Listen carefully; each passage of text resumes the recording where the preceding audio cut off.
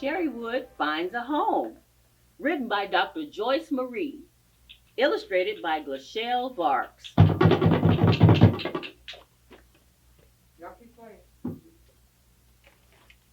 Cherrywood lived in the deep, deep woods of his native land. Many times, Cherrywood would hear the sound of drums, various kinds of sounds from afar. Cherrywood's leaves would move from side to side, back and forth, listening to the sounds of the drum beat.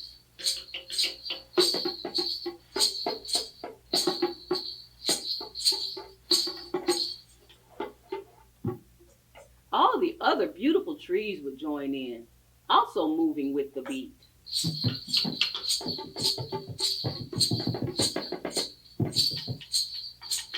They clapped their leaves together, making a wonderful sound.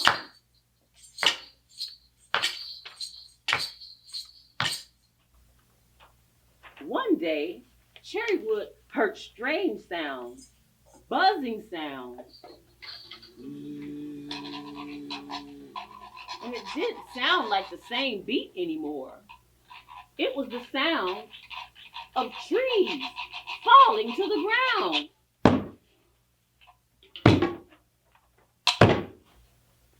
To Cherrywood's surprise, he was uprooted and cut down by a man in blue and white striped overalls and a red cap.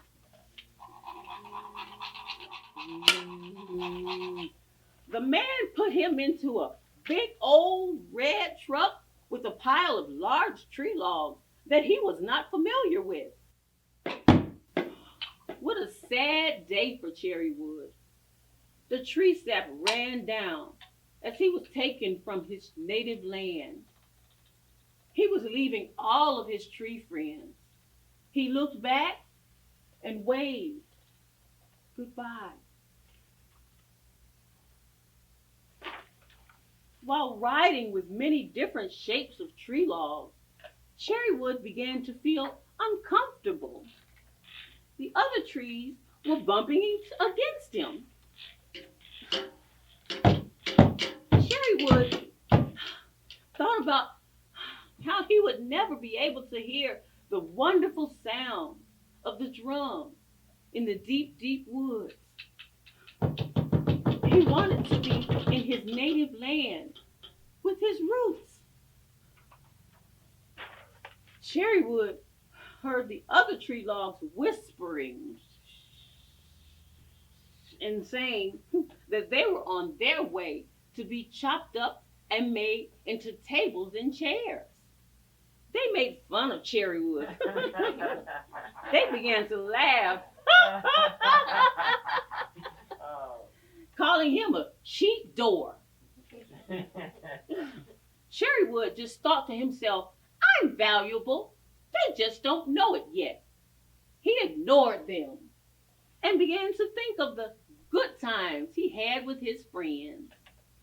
He remembered when they would dance to the sound of the drums.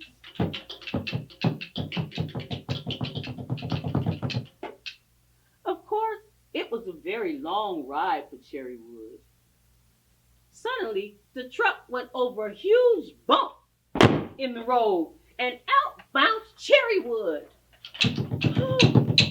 Cherrywood, not knowing where he was, saw nothing but green grass and a few trees. None of his friends were there, and he couldn't hear the sound of the drums. He thought, how am I going to get back to my native land? Cherrywood laid on the side of the road, and it rained, and the sounds of the rain made him think of the deep, deep woods of his native land. Cherrywood heard a tap, then another tap, tap, tap, tap, tap.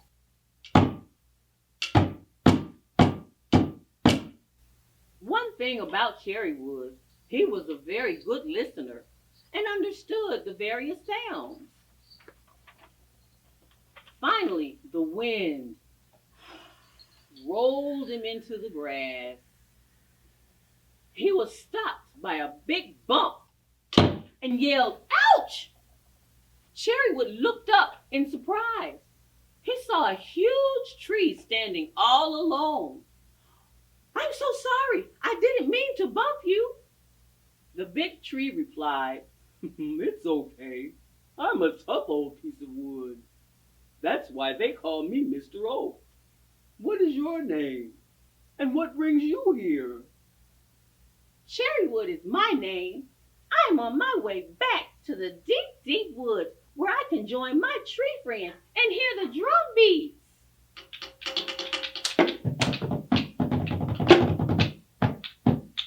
Mr. Oak said, "It's a long way, Cherry, but you will eventually get there. Make this journey your chance to grow. Everyone needs to grow." Cherrywood said, "Yeah, you're right." Mr. Oak said, "I've been waiting a long time for someone like you to come along and add value to my life. It gets lonely out here, miles away from friendly trees like you, Cherry. There's no one to talk to. Just settle here, and we can grow together. We'll be here for a long time. Who knows? Maybe there will be more trees sprouting soon." So Cherrywood was relieved to know he was accepted. Mr. Oak was nice, not like that mean tree that he rode with in the truck. He found a spot right next to Mr. Oak and was planted there. They became true friends. Every once in a while, they made their own sounds, listening to the rain and the wind.